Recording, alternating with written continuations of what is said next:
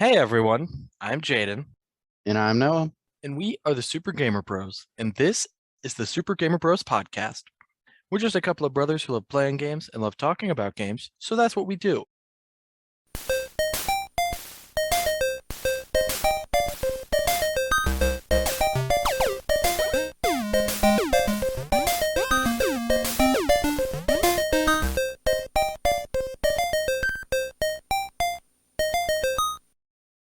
And today, Noah, we're talking about Sonic Heroes.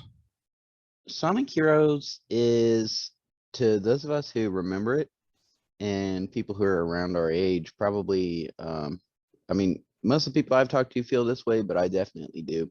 That Sonic Heroes is, to date, the best Sonic game that has ever been created.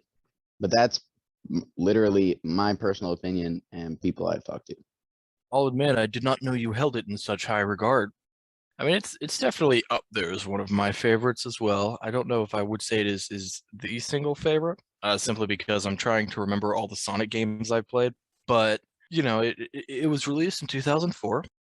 It is technically sort of a Sonic Adventure 3 type game. After Sonic Adventure 2, this was the next game that came out. It is different from those two in many regards, but it was, I think, in Japan or in the eyes of Team Sonic as they were making it, or I think it's Sonic Team actually. It was seen as Sonic Adventure 3, and they did change the naming because they didn't want it to alienate people who hadn't played the first two, because this also was the first multi-platform Sonic game that ever came out. Just throwing fun facts at you. What does multi-platform mean? Multiple consoles.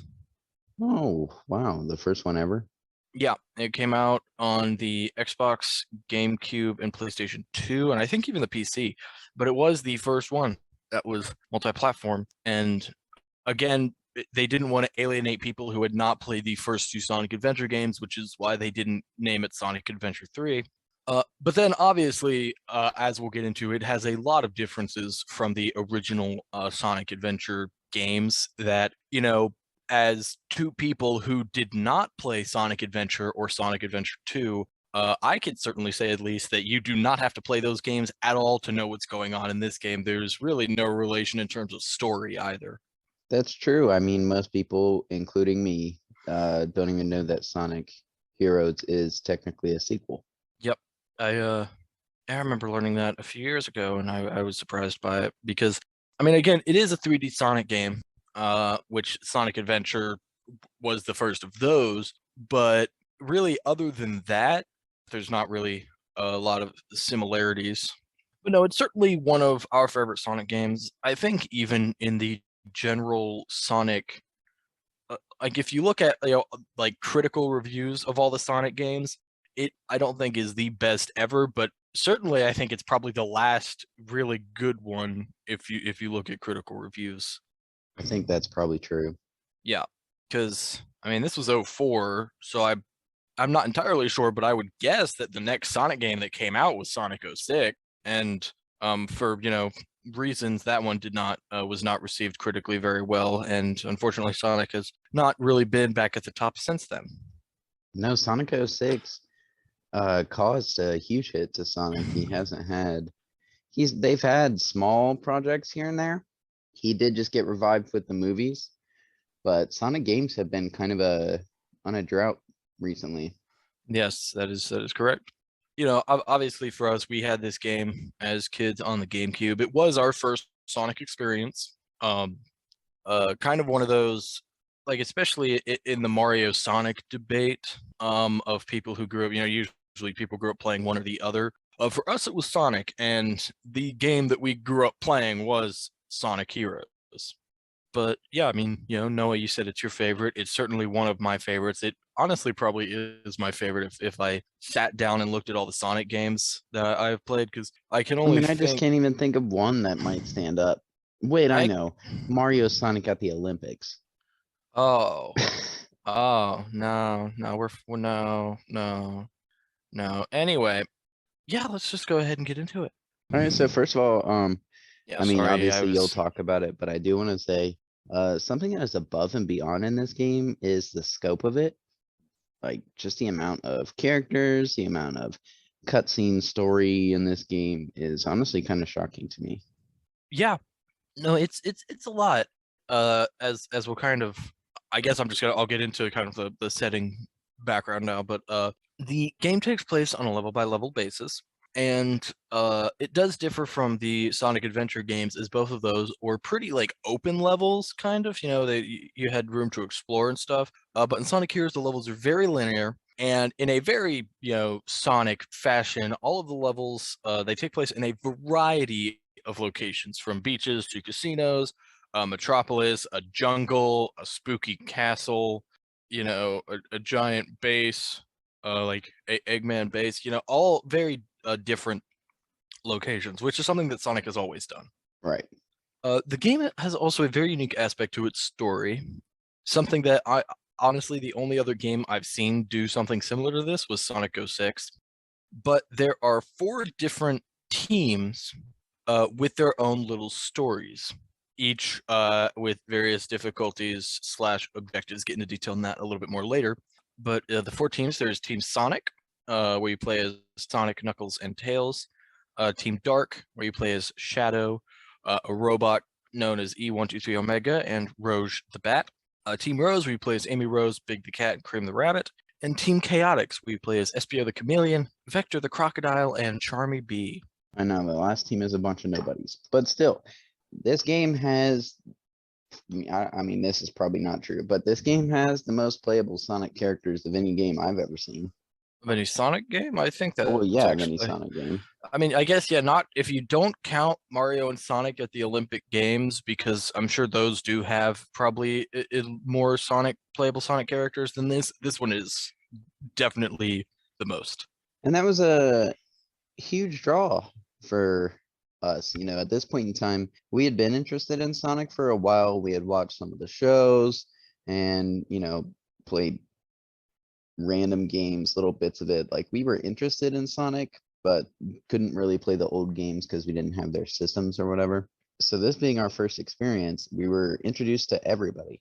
You know, Shadow, Rouge, Amy, Vector, all these characters that have iconic moments from this game to us, and we were never introduced them before, you know.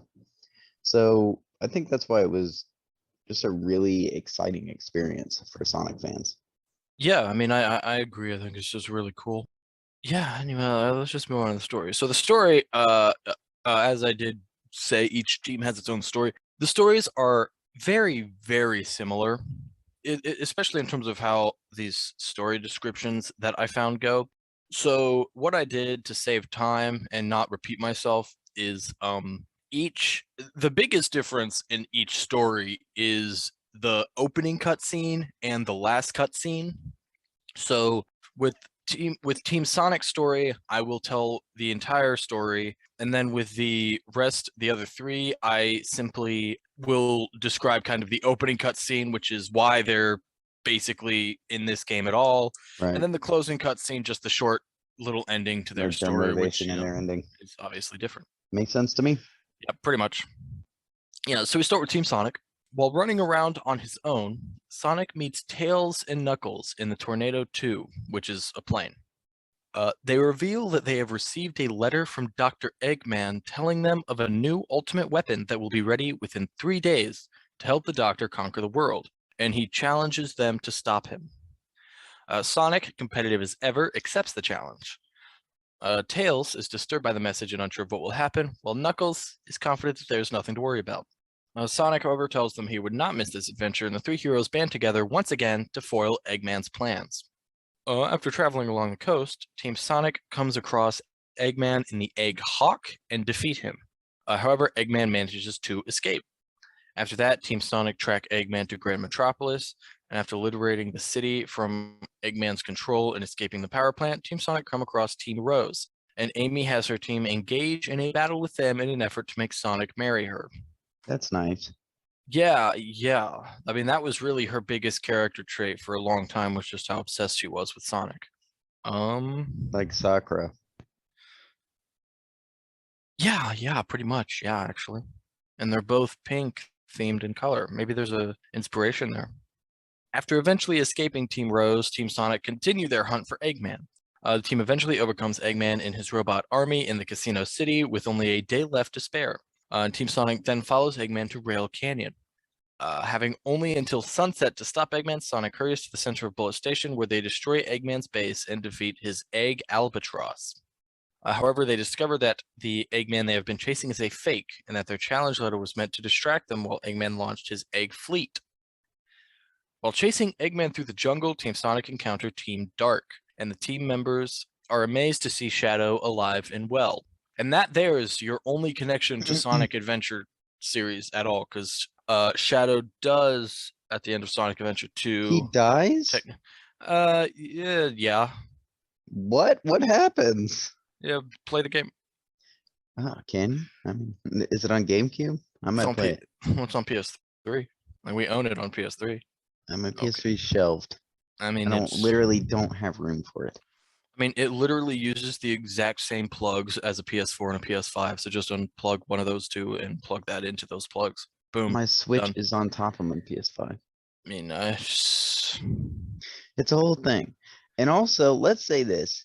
I'm sorry, but Eggman will never, ever be an intimidating villain to me. He's always just like a gag. Is it because of his name? It's because of his name, his shape, and his...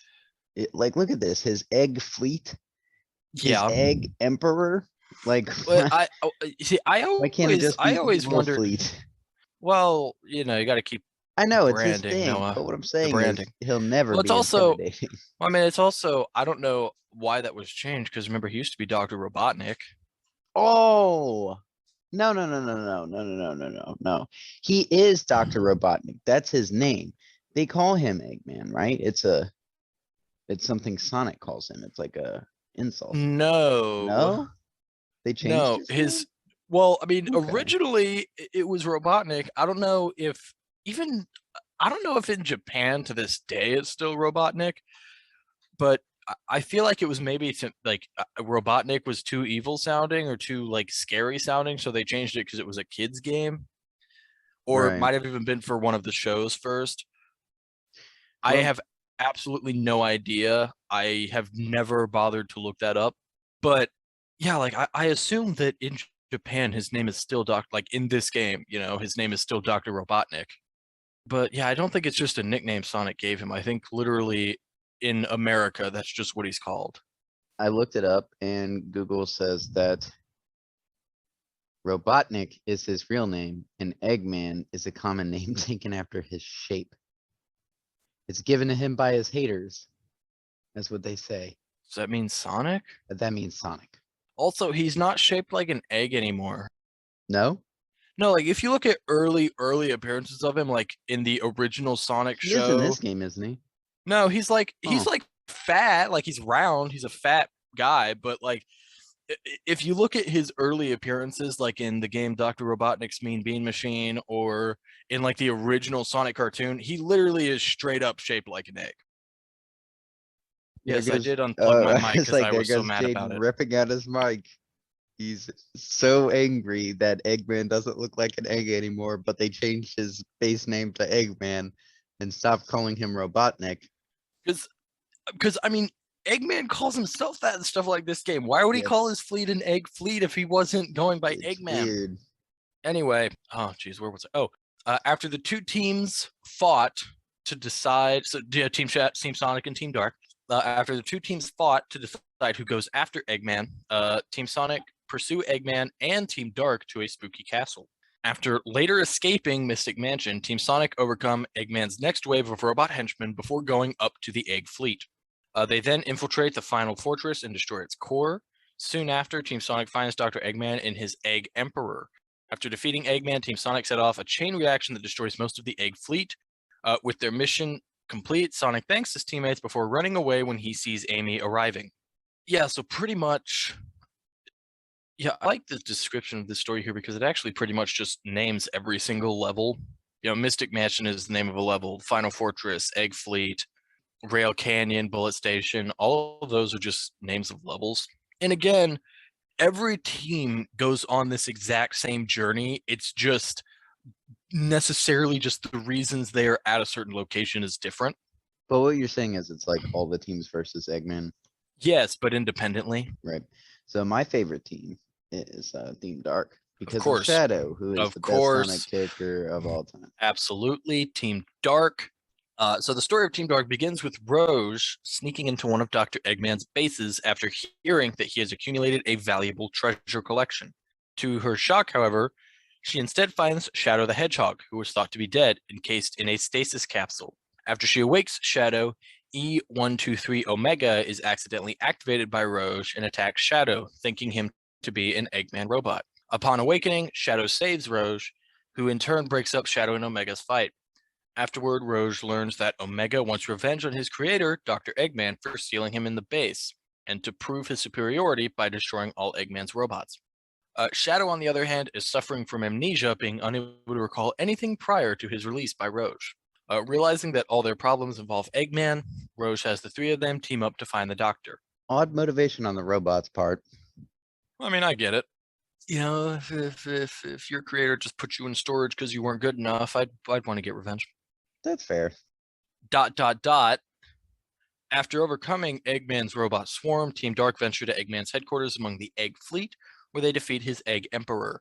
With Eggman seemingly destroyed, Omega considers his mission complete, but Rouge goes looking for treasure, only to find a warehouse full of shadow androids. As Omega prepares to destroy the warehouse, he reassures Rouge, who does not know if Shadow is real or not, that Eggman would need the original Shadow to make the androids. She then leaves with Shadow, planning to steal the Master Emerald since Knuckles is preoccupied. That's a deep one. Yeah, Very disturbing. the androids were crazy. Poor Shadow. Mm-hmm. Always getting the short end of the stick. Yeah, he's a very what's the word, tragic character. I But was hey, gonna say angsty. well, that's definitely true. But hey, he got his own game. And it was angsty. It was very angsty. So then we move on to Team Rose. The story begins with Amy, Big, Cream, and Cheese, which cheese is a chow. Noah, do you remember what chows are? Little creatures that fly around, they kind of look like stuffed animals. That is correct. So four of them meet each other by chance at the local news publisher. A quick exchange of stories reveal that all four of them are searching for someone. Amy is looking for her missing Sonic. Big is looking for his missing best friend Froggy, and Cream is looking for Cheese's missing twin brother Chocola. Furthermore, the only clue they have to their friend's whereabouts is a picture of Sonic with Froggy and Chocola in the local newspaper. As they ponder about their only clue on the coastline, Amy nearly loses the newspaper to a gust of wind. Cream and Cheese manage to catch it, but as the wind begins to blow again and the pair are blown away, fortunately, Big manages to catch them with his fishing rod. Reconvening, the quartet look over the newspaper with longing until Amy encourages them to head out with her to find their lost companions. Dot dot dot. Overcoming Eggman's robot hordes, Team Rhodes proceeds to travel to the Egg Fleet, where they find Eggman and his Egg Emperor and defeat him. While their opponent turns out to be another fake Eggman, they find Chocola and Froggy in its remains and have a happy reunion. No sooner, Amy sees Sonic nearby and quickly chases after him. Wow. They have definitely the strangest plot. Who is it? Eggman's robots can't beat anybody. Well, no. I mean, if Team Rose can get in there and win, Oh yeah, it's Team Rose, man. the only intimidating one is Big. And that's just until you hear him talk. Sure. I take it back. I like Cream too. I think she's fine. I like her look. Oh yeah, I guess her look is cool. And she uses her ears to fly. That's cool, I guess. Anyway, Unique. on a particular then we move on to Team Chaotix. On a particularly dull day at the Chaotix Detective Agency's office, Vector is sitting at his desk listening to music while SBO is solemnly standing by. Suddenly, Charmy comes crashing into the office with a mysterious package claiming that they've gotten a job. Inside the package, the team finds a walkie-talkie with a stranger who gives the team instructions through this device. The stranger claims that he has a job for them. If it is completed, Team Chaotix will be rewarded handsomely. SBO is wary of their client, but Vector and Charmy, with dollar signs in their eyes, remind him that they never turn down work that pays. I just want to say SBO is one of the coolest characters ever. He can turn invisible. He's literally a ninja. He's awesome. And like he's never used again after this game. Oh, well, I didn't know I was muted that whole time. Yeah, Espeon is really cool. I was saying Vector is really cool too, and Vector actually does show up, but you're right. I don't think I've ever seen Espeon in anything else. I don't think I've seen Vector in a main series Sonic game. No, no, no, no, no. But has shown up as like, and I've just played something recently that was like, oh, he's in Sonic Team Racing. Is SBO not in Sonic Team Racing? Is it SBO? I've been saying Espeon. No, Yeah, Espeon no. is a Pokemon. Oh, right. No, SBO, I'm pretty sure is not in Team Sonic Racing. Well, that's weird. I would have expected that. Just like I said, I don't like. I mean, none of Team Chaotix has been in any Sonic game, main Yeah, but series story Sonic games. I think. if any of Team Chaotix has become like a mainstay character in Sonic, I think it's Vector, is what I'm saying. I gotcha. Anyway, after defeating Eggman's robots, Team Chaotix reach the Egg Fleet, where the client instructs them to infiltrate the flagship and find the keys that will free him from captivity. Along the way, Team Chaotix defeat a second fake Eggman, this one armed with the Egg Emperor. Having deduced that their client is Dr. Eggman, Vector busts him out of his prison so he and Team Chaotix can talk. And the doctor tells them that he will pay them after he conquers the world. However, Charmy attacks him for making promises he will not be able to keep. That's the end of Team Chaotix's story. I looked it Yeah, up and they are all in Team Sonic Racing, so I take I it back. figured. I figured. Like That's where they literally always. everybody from Sonic Heroes is in Team Well, Sonic yeah, and Racing. that's like those racing games where they always throw all the extra characters. Like you should see all the characters in Crash Team Racing. Oh, that's funny. I don't even know who they could possibly have. Oh, Uh, there's a lot. Like if they appeared in a frame of a Crash Bandicoot game, they are in Crash Team Racing. oh, So there is a last kind of extra story. You have to unlock it. The way you unlock it, you have to collect keys hidden within the levels and reach the end of the level without getting hit. You do that, then players can enter special stages. In these special stages, the players dash across a tube, collecting spheres containing boost power while avoiding obstacles. There are two different types of these levels. We'll talk more details about them later, but basically, doing these levels, you can collect Chaos Emeralds. If you collect all 7 Chaos Emeralds and beat every single story, an additional last story is unlocked. So we got to do a decent amount of stuff to unlock this last story. In the last story, back with Team Chaotix and Dr. Eggman, Vector asks the Doctor about who locked him up for trying to conquer the world, something which Eggman is reluctant to say. Soon after, all 4 of the teams, along with Eggman, race outside to find Neo Metal Sonic, declaring himself the ruler of all living things before initiating his final transformation.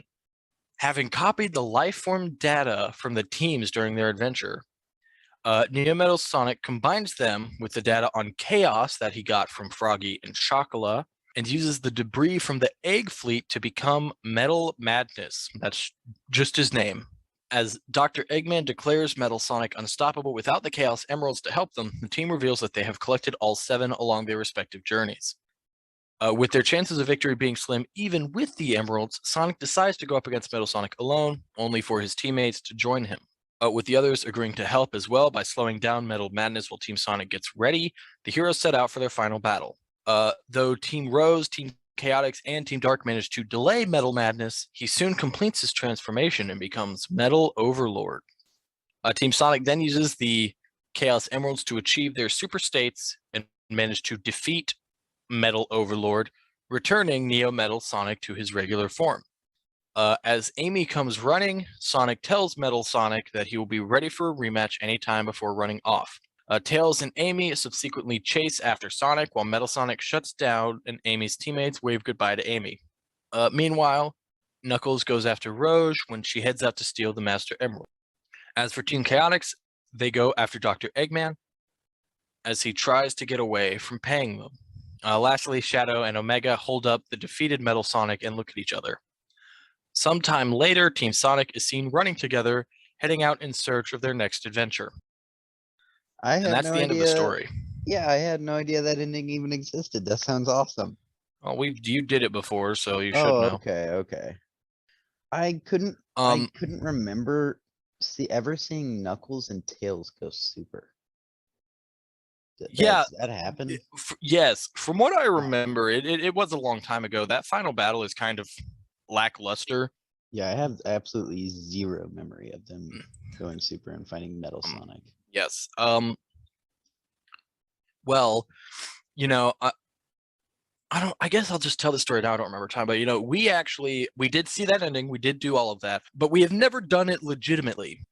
To be completely honest, the only team we ever actually reached the final boss of like the four stories, the Egg Emperor. The only team we ever reached the Egg Emperor with was Team Rose, and we never even beat the Egg Emperor legitimately. Then, if you remember what happened, because we were playing this on GameCube, you convinced me. We ended up buying this little device called an action replay. Oh, all you kids out there, listen up. Uh, so how it worked on GameCube, the action replay, it was just a GameCube disc that you put in your GameCube. It had a list of dozens, possibly hundreds of games on it that you would find the game you're looking for if it existed on there. You would, click on that game and it would pull up a list of cheats. You would activate, you would pick whatever cheats you wanted to activate, and then you would pop that disc out, put the disc you wanted to play in, and those cheats would be active on that game.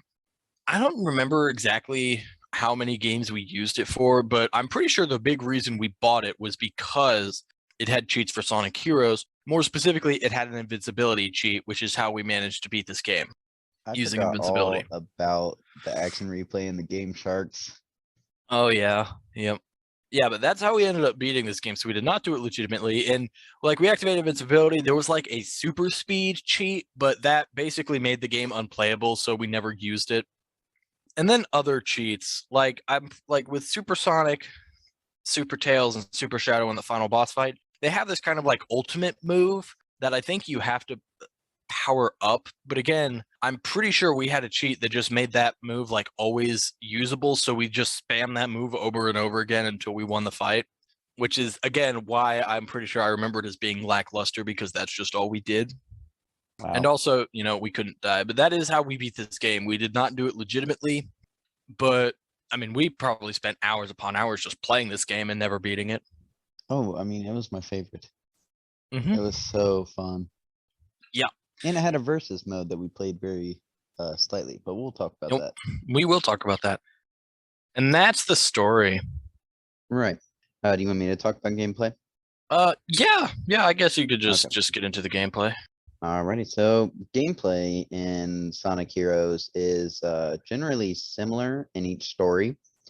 The teams are all based around three archetypes of characters, so they're pretty much the same no matter what team you're playing as. You have the three same archetypes of characters. All right.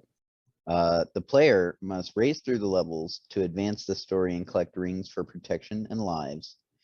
When the player reaches the end of a level, they are graded based on their performance. An A rank is highest while an E rank is lowest. Enemy robots are scattered around levels and must be defeated by jumping on them or other means of attack. Yeah, The yeah. level designs, yeah, No, you just finished that. okay, yeah. The level designs differ slightly between each story. So Yeah, if you're in that's the same area, it would still be a different level. yeah, that's something that I think literally every single Sonic game has done is the grading system A to E. And man, have I never cared about anything less than that.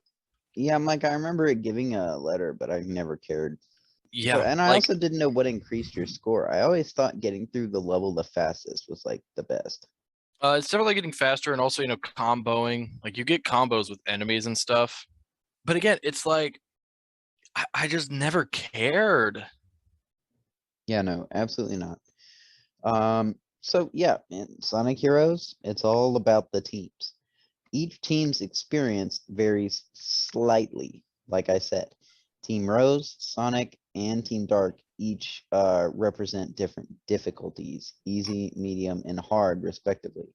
Now, keep in mind, we could only beat the game on easy with cheats, so this game is quite difficult. Well, we beat the game on easy without cheats. I thought you said we couldn't beat Eggbot, Oh, that's true. We couldn't beat the final boss. We did get to the end. so that's not beating the game.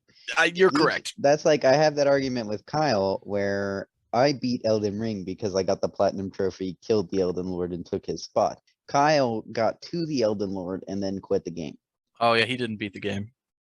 Oh man, I don't know. It's a matter of contention for that game because that's like a 100+ hour journey. And to say he hasn't beaten that game, I don't know. I mean, Uh, no, if you don't beat the final boss, you didn't beat the game. I mean, I would argue that in Sonic Heroes, if you haven't done the last story, you haven't beaten the game. yeah, I mean, I nothing agree with on that. Kyle. If you don't want to spend the time to do it, like you're too busy, you Hey, have if other you ever games you want pick to up play. Elden Ring, I'm you'll not judging you, understand. but I mean, I'm not judging Kyle for not beating it. I'm just saying he hasn't beaten it. Right. So each level still just requires the player to reach the end goal. There's no other really like main objectives of levels, except for obviously like the very scattered boss fights. Team Chaotix is completely different from the rest. I forgot about this. With each mission actually having a different objective for them to complete. Typically finding something or destroying something. Right? They're not very like dramatically different objectives, but they do feel slightly different and they give Team Chaotix a unique vibe to them, which is probably another reason I like them. Yeah. Right. Yeah, you can continue here. I have nothing to add. That's Yeah, I was yeah. confused about what you were gonna add to that, but so No, like I yeah, said, we'll talk later. like I said, teams contain 3 character types. Speed, such as Sonic, obviously, or Shadow. Flight, like Tails or Cream. And power, such as Knuckles, or E127, or whatever that robot's name is. I can't One, two, remember. three. Thank you. Omega. Omega. Which the player toggles between during the mission. At any point, you can toggle between the 3 characters on the team with the shoulder buttons and use their abilities. Speed characters can perform attacks that allow them to lock onto enemies and objects. Like Sonic, they just, are in the air and dash toward whatever it is they're locked onto. They can also dash across lines of rings and can form whirlwinds to climb up poles. Flight characters can temporarily fly and attack airborne enemies. Yeah, huge surprise there. Power characters can break through objects and glide on gusts of air. Random. That's something that Shadow's always not Shadow. Knuckles. Knuckles has always Yeah, been able he's to do always is been that able to glide. glide. Very odd. Uh, maybe that's something. No, I have no idea why they added that. I imagine in his first appearance in Sonic and Knuckles, or well, I think his first appearance was in Sonic 3. He was first playable in Sonic and Knuckles. I imagine it was just something to make him different from Sonic. Right. Yeah, you're probably Because right. other than in the original game where you play as him, Sonic and Knuckles, I think like that's really the only big difference. I think is the fact that he can glide and he can climb as well. Right. So, by acquiring certain items or enemies, characters can level up, becoming more efficient when fighting enemies. This game has special stages. To unlock Oh, hold special on, hold on, hold stages. on, hold Oh, on, hold on. oh, I just yeah. wanted to just talk about the character types a little bit more. Just I thought it was I mean, this is something that in Sonic games, this is the only game that has done anything like that.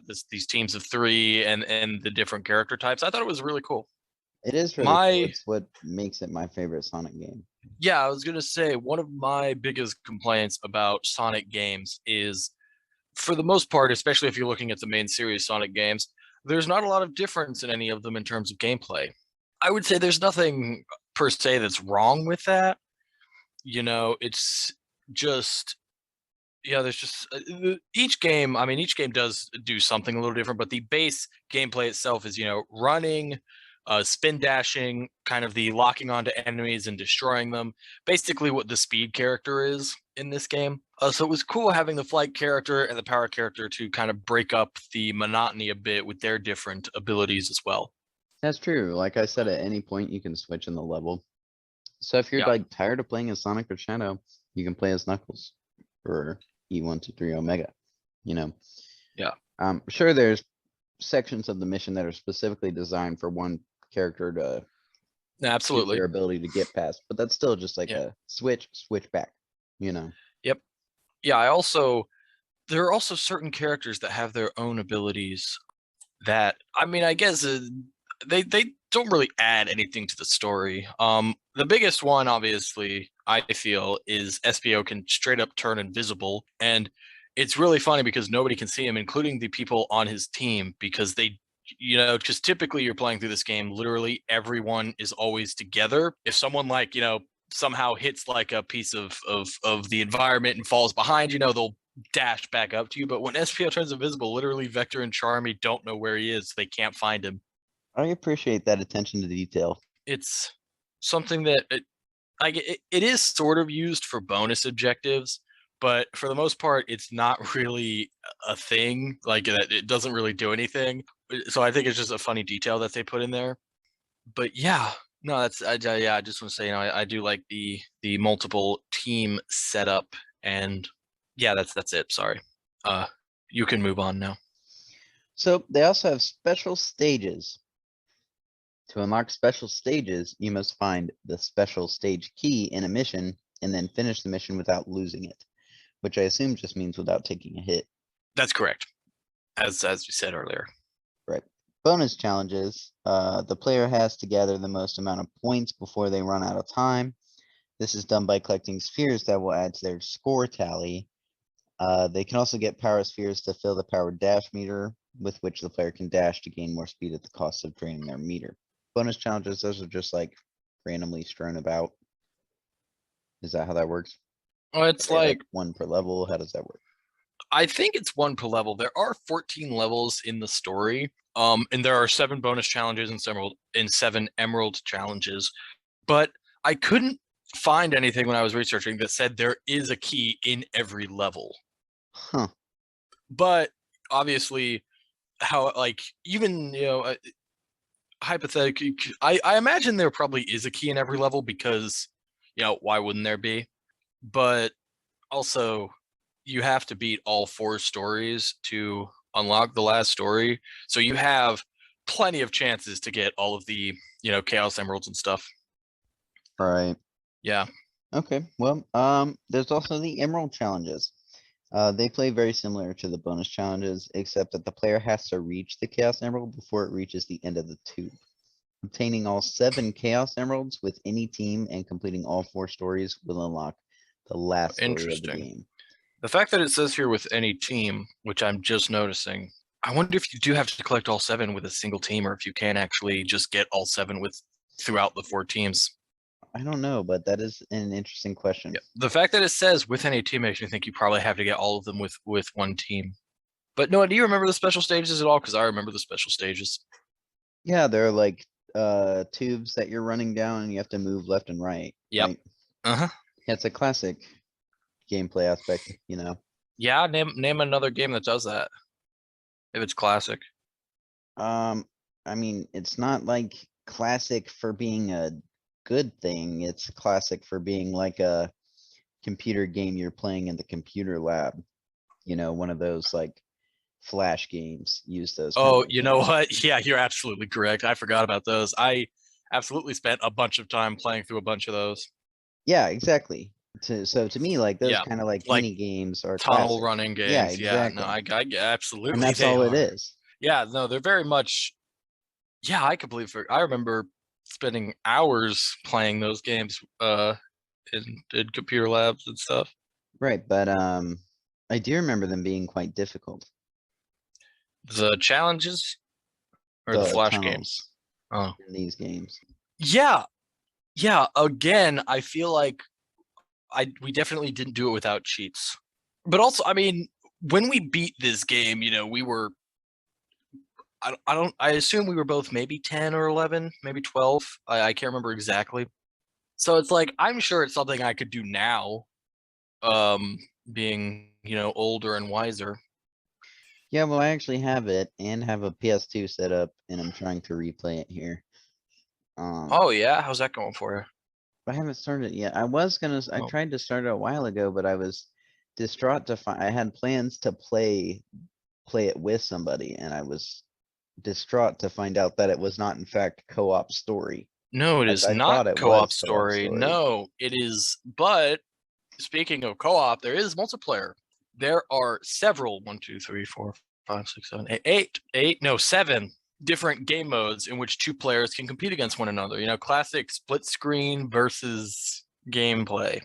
You'd be unsurprised to find that most of them are races, you know, being a Sonic game.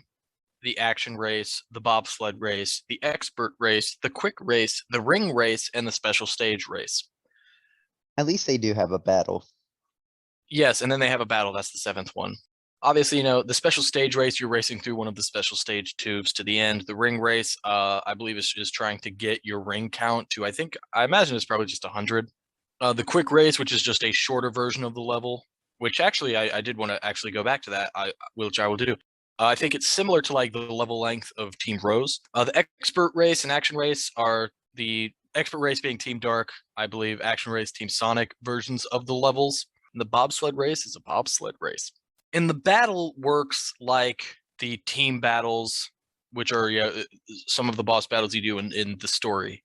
In each story, you fight two different other teams, and that is how the battle works in multiplayer. It's just like that. Which is fun. I mean, it's fun. I guess we didn't necessarily talk about that in detail, the boss levels, but the fighting the other teams was pretty cool. Pretty interesting how it was handled. Yeah, I mean, it was fun. I liked it also. They were met as like usually like the teams encountered each other and it was more like confusion than anything and they just started fighting. Yeah, Um, pretty much. yeah, and that's something that happens in like Sonic 06. They did that a lot too. It's like Yeah, people just like run into each other and they're confused, so they fight. yeah, pretty much. Yeah, I did actually want to talk about. You moved on so fast. I forgot to. I wanted to comment on the in terms of the different teams with Team Rose, Team Sonic, and Team Dark being easy, medium, and hard. So Team Rose, actually, the level is shorter. There are, and a lot of the harder platforming sections of the levels are the things that are kind of cut out. Um, which obviously makes the levels easier. Team Sonic and Team Dark, the levels are the same length, and honestly, I can't remember what's different about them. I think Team Dark has more enemies in them, but I can't. I cannot remember what was different about the two of them. To me, every time I think back on it, they were very similar. It was just the only difference really was the characters you were playing as. I'm sure it's like enemy amount or type or something like that. Yeah, I'm sure it's something like that. I just don't, I just don't remember specifically. Yeah, that's the gameplay. That brings us to our questions. Um, Noah, favorite moments. My favorite moment is anything that has to do with Shadow. He's the boy. He's my favorite character in all of Sonic fandom. Yeah, I don't know. I'm just waiting for a real Shadow the Hedgehog game that's not Well, that did angsty come out. and one where he doesn't use firearms would be preferable. Mm-hmm. Like, why didn't they give him straight up rifles? Because he's cool, Noah. But he doesn't need them. He like has powers or whatever. Nah, it's cool, Noah. Isn't he faster than bullets, honestly? Yeah, he's cool, Noah. Anyway, Anyway, yeah, no, I just love the amount of characters in this game and the depth of the story. Like this game is what took yep. Sonic to the next level for me. Now I get what you're saying. My favorite moment is just all the different character interactions, like when the teams meet each other and interact and stuff. Like you said, there's always a lot of confusion, which is very funny, especially when Team Chaotix gets involved, because like all the other characters of the other teams, they know each other to a degree. But Team Chaotix, it especially seems like nobody knows who they are and they don't know who anybody else is. You said Um, they know each other, but still Roge will be like, I think I know that hedgehog. yeah, I mean, I just love the way they interact. Like you say, it's always typically a lot of confusion and pretty comedic. And even just amongst the teams themselves, I think they're very interesting and fun to watch. Favorite boss battle, Noah? I'm gonna go with the final boss. Like the Egg Emperor or Neo Metal Sonic? I guess Egg Emperor, because I don't remember Neo Metal Sonic. Yeah, that's what I thought. Yeah. But yeah, I do remember the game being quite difficult and Eggman being almost impossible. Yeah, no, it's very hard. It works like you're constantly running towards him as he is at the edge of the screen. You have to like kind of catch up to him to hit him, and he's constantly obstacles are being launched at you, which kind of knock you back and obviously damage you. You lose all your rings. I mean, it was a fun boss fight. Like we had fun with it. It just was really hard. We could never beat it. That's why we bought an That's action true. I replay. mean, everything about Sonic is so visually appealing, and the boss fights are just the same. Isn't this the game at the beginning where what is it, the whale is jumping around? No, Or is that's that oh Sonic 06? Adventure 2. I feel Or like no, they that do might that in even be multiple that might games. actually be 06. Yeah, because Sonic Adventure, I think that's 06, because Sonic Yeah, Adventure 2 but is the that's one with the something truck. that is always true with the franchise to me, hmm is they make their levels very visually appealing. I my favorite boss battles. The other teams. Again, the way the fights work, I think, is really interesting. And it's just more like it's cool to just see the characters interact and actually like fighting each other. I think it's very interesting to be a part of. Yeah, completely.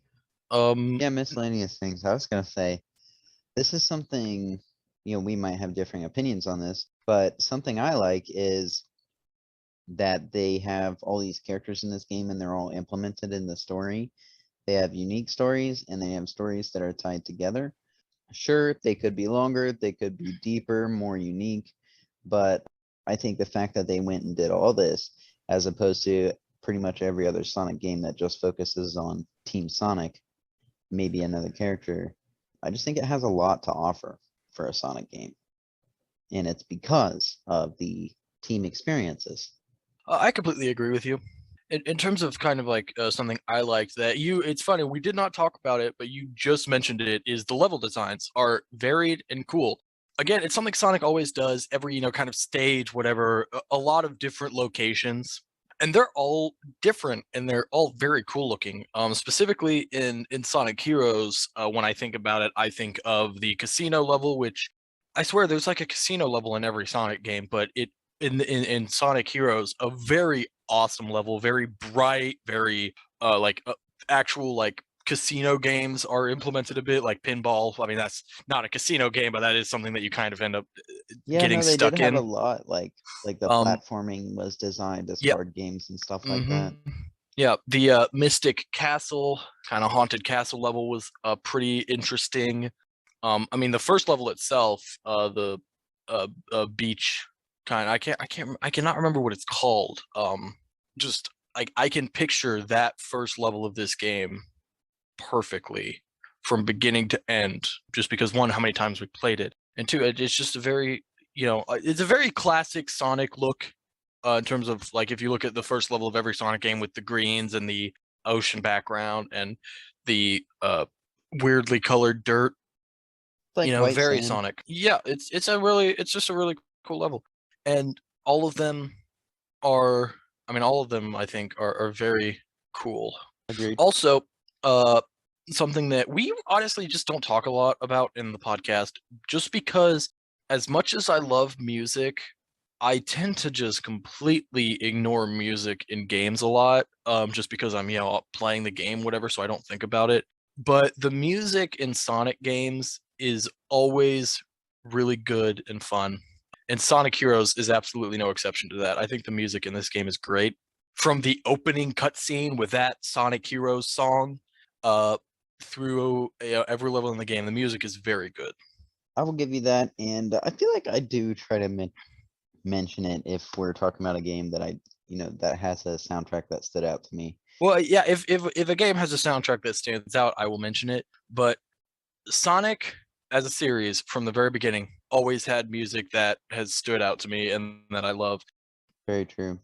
But yeah, they're just, it's just something that it's weird because I really do love music and I'm always listening to music, but when it comes to video games, like there's so many times where there'll be a game that I played a lot of and have a lot of good memories of, be it either recently or a long time ago. And so, like, I'll be watching a video of someone talking about it, and they'll be like, "Oh man, and the music of this game is awesome," and I'm like, "Oh man, was it? What was the music like?" And Like they'll that be game has typically, music? and typically in whatever video that person will. Will play clips from songs, whatever, and I'll be like, oh yeah, okay, I remember that. Yeah, that was cool. honestly, the best example would be Crash Bandicoot. Crash Bandicoot, the entire series, is known partially for its music being very good. And even I would say, it's obviously something that back before dialogue was a thing in games, obviously it was the only sound you would hear, so I feel like it was more noteworthy. But yeah, like I got into a couple years ago like a YouTuber who was big on Crash Bandicoot. It's his favorite game series, at least one of, and he talks about it like the Crash Bandicoot games a lot, and he'll always every time mention the music, and he'll mention tracks to specific levels that he likes, and he'll play it, and I'm like, yeah, I have like I completely don't remember any of these songs, despite the fact that I have put a lot of time into Crash Bandicoot games, and I love Crash Bandicoot games. Which I feel bad about because people obviously composers and people playing the music obviously put time into that, and it's something I wish I noticed more, and I typically don't. But with Sonic, I do. And in Sonic Heroes, the music is good. Well said. Yeah. And then, sorry, no, anything you didn't like about the game? Yeah, maybe the fact that the story's not actually co-op. That's fair. For me, the big thing is I wish the stories were a bit more different. Not necessarily in the cutscene aspect, that is completely fine. I don't care about. But the fact that, as we mentioned, Team Sonic, Team Rose, and Team Dark, the levels are basically the same. The designs for Sonic and Dark, especially, are basically the same. There's not a lot of difference there. With Team Rose, the only difference that I can, specifically say is just the levels are shorter, and especially the fact that Team Chaotix, you have all those missions to do. Like their levels are different, and the levels are even designed differently. That when you're playing as Team Chaotix, the levels loop back on each other because most of their levels are you're looking for an object, whether to destroy it or just looking for something. Yeah, like Team Chaotix is probably my favorite gameplay wise, just because it's different. And the other three are very similar. I wish that they had kind of done something different like that for each team instead of just having three where you get to the end of the level and that's the goal. I mean, I agree with that. Like that's really probably my only big complaint. I just wish there was a little more variety there. Anyway, replayability. Yes, I'm about to replay it here soon. Yes, it's actually really funny. I really when I first brought to you doing Sonic Heroes, I thought, man, I'm gonna play that game. But then I forgot the copy I owned was on PlayStation 2 and you borrowed my PlayStation 2. So I can't play it, and I was really Guess annoyed it is about that. mine now. Well, not forever. Mine forever. You No, heard it now. no, you didn't. You did not hear that. So final thoughts. Sonic Heroes remains to be my favorite Sonic game of all time to this day.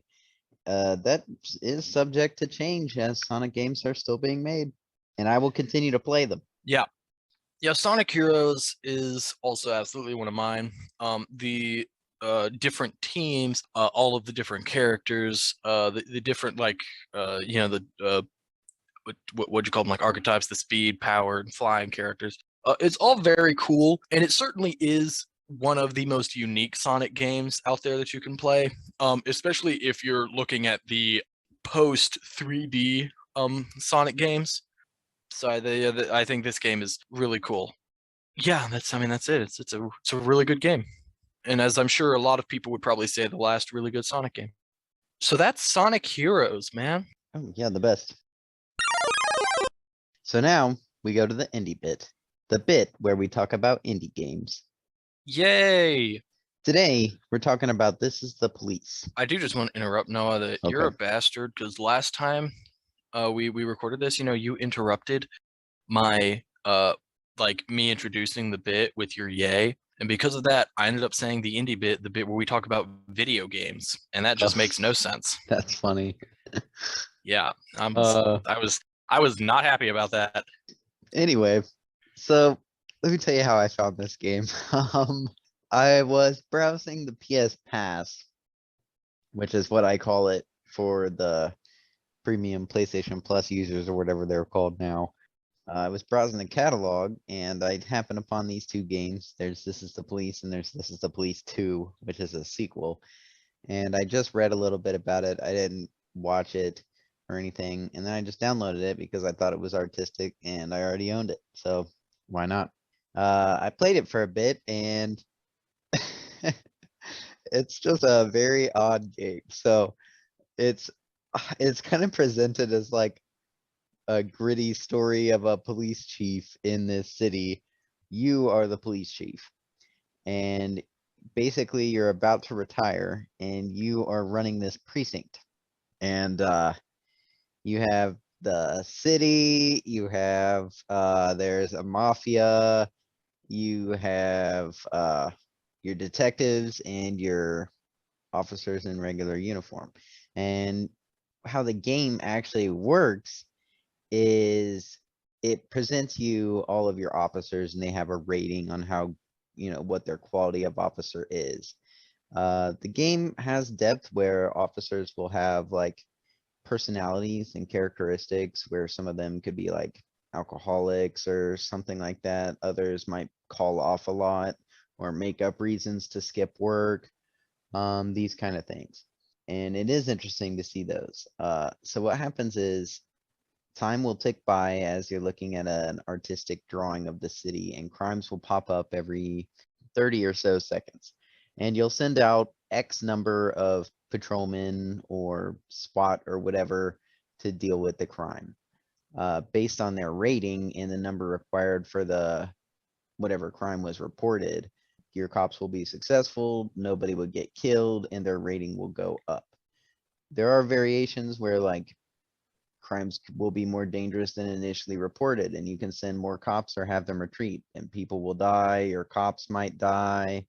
All kinds of things happen. Then you have things like the city and the mafia are tied to the police chief through story relations, and they're asking for things. For instance, in my game, I thought this was crazy. In my game, there was a group, I don't know if it's the same for everybody, so it could be the same for you, but I am curious to hear this. In my game, there is a group of racists attacking the city, and they were attacking people of color.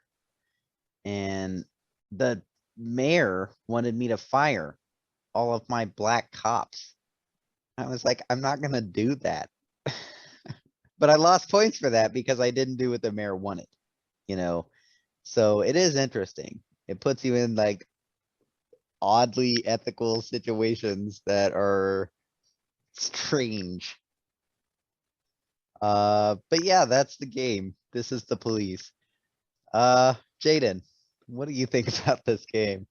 I like it. It is.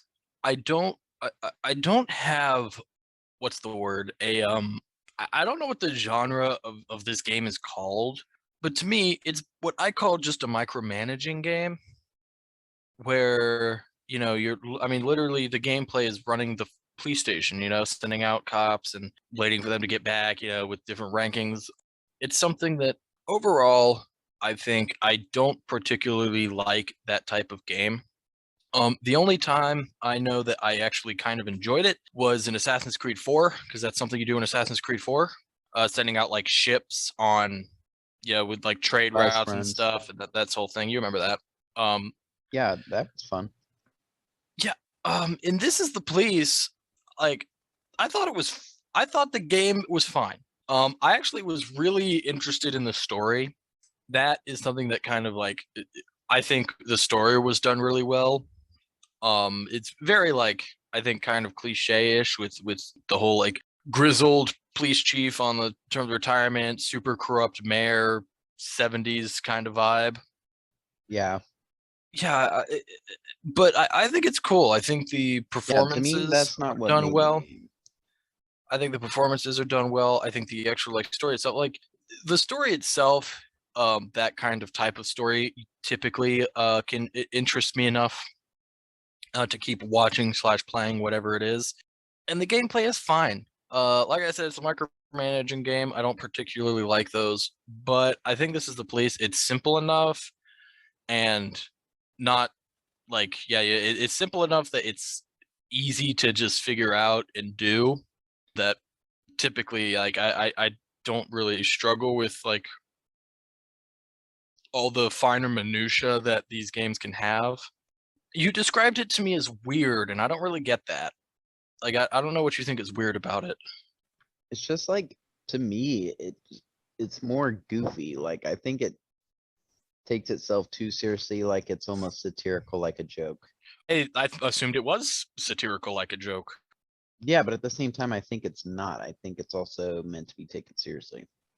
I assumed it was meant to be kind of a satirical-ish kind of look at the police and stuff. But I mean, yeah, I think the game is fine. Well, it's the Yeah, first free indie game you played off of the PS Pass, isn't it? that is correct. Yeah, and for a random game I picked for being artistic, I also don't like micromanaging type games, like Jaden said. In fact, I usually hate them. But this one, I just thought it was so odd in how it is handled in terms of like officers die regularly. I love how their personalities are handled. The mayor, like my mayor hates me. He takes an officer away from me a day. It's awful. Uh, I'm also not that great of friends with the mafia. I just think it's funny. It's a funny game. Hmm. Jaden, what is the next game? So our next indie bit game is The Artful Escape. I have not heard of that, but I do believe I saw it on the PS Pass. Yeah, that's where I found it. Okay. I was just kind of like you. I was just scrolling through the PS Pass. Actually, it was the first time I'd actually scrolled through the catalog of games and not even going through it entirely. One, I didn't realize there were so many games already. Two, a lot of games that I actually do have an interest in playing that we had just never bought are part of that. So I'm actually excited about that. There are several games I saw that I was interested in playing. I didn't pick any of those for the indie bit because they're a bit longer. That's fair. I've been having that experience with Xbox recently and loving my Xbox. Yeah, I get what you're saying. But yeah, so the Artful Escape, as I was scrolling through, it had I knew nothing about the game. I'd never heard of it, but it had the like cover art of a guy holding a guitar. And as I said earlier in this episode, I love music, and I thought, all right, that's it. Um, Here we so go I again. yeah, so I did look it up, and it's not that long to be. It said about like 4 hours, which is good because yeah, I just don't have as much free time to play indie games as I would like. Yeah, so I mean, it's just shorter, which is nice because honestly, like it, it also helps it being so short because I guess a big reason that longer games, especially, I don't like picking for indie bits is it could potentially be a full episode, and I don't want to declare a game as an indie bit before and then play it to be like, man, we could have done a full episode on this game because it's so long and there's so much to it. Right. Which I think is absolutely what happened to us with Hades, where we picked it, and I was like, we That absolutely definitely could have could done a have been full a full episode on this episode. one. Yeah. I So have actually beat Hades update for everybody. I escaped Hades at least yes, once. yes, congratulations. Oh, Anyway, you. yeah, that is correct. So that's our next indie bit, The Artful Escape. Um, it looks interesting. I do have high hopes for it. So you did check it out. Okay. Yeah, like before I picked it, I wasn't just like, oh, guitar guy, that's it. I was like, oh, Right. That's guitar guy, something I'm gonna do let me from now look on. into I never this. look up uh completion time before like a game. I'm just like, oh, this appears to be an indie game, so let's play it. Yeah, I always check that because, I guess for people who maybe aren't aware, uh, hypothetically, uh, the indie bit is a game we've never played, which can potentially lead to issues because, we only have 2 weeks between episodes. And if a game ends up being longer than we anticipated, because I had said when we talked about Hades, I like beating games, the indie bit games. Like, I don't like talking about a game that I didn't finish because I feel like at least a game that I haven't played, I would say at least 80% through because I feel like it's not something that we can talk about knowledgeably if we haven't experienced most of the game. So that's typically why I will pick shorter games. Anyway, don't forget new episodes every other Monday. Rate and subscribe. Tell us if you like our show, or tell us if you don't. Tell us why. Tell your friends and enemies about the podcast. And you can follow our Instagram, the Super Gamer Bros, for updates on episodes. And you can subscribe to our YouTube channel, Super Gamer Bros. That is one word, capital S, capital G, capital B, period at the end, where we upload videos every Friday and more. If we do new stuff this past 2 weeks, give you a little rundown of our channel. We uploaded part 2 of our Let's Play of the Crash Bandicoot Insane Trilogy, Crash 1. We also uploaded part 3 of our LEGO Star Wars The Skywalker Saga playthrough, where we started episode 2, Attack of the Clones, in the game. We also did 2 kind of news videos, where we discussed the announcement of the God of War Ragnarok collector's editions and just the release date and pre-orders. Anyone who watched that video is curious. I did manage to secure myself a copy of the Jotnar edition. I'm very excited about that one. And then we also, part of the reason that we talked about Sonic Heroes, we talked about Sonic Frontiers. We did as in depth I feel we could a discussion of everything we know about Sonic Frontiers so far. It's not much, but yes, Sonic Frontiers is the next Sonic game coming out, and I think it looks very interesting. So, Oh, certainly. if you're a fan of Sonic and open world games, you should go check that out. Yeah, and if you're still listening to this episode right now, I assume you're a fan of Sonic to some degree.